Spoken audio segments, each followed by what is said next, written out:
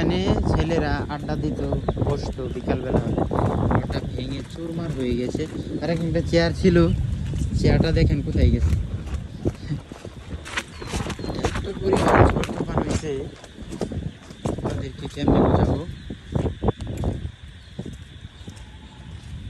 এই দেখেন, ওই ঘরের মধ্যে কিন্তু এই জিনিসগুলো ছিল। এই দেখেন, এই যে এত ঝড় তুফান হয়েছে। এই যে চেয়ার আইসা পড়ছে। ওই যে এই ঘরে চেয়ার আছে, এই ঘর থেকে এই যে কেন এই চেয়ার এসে পড়ছে।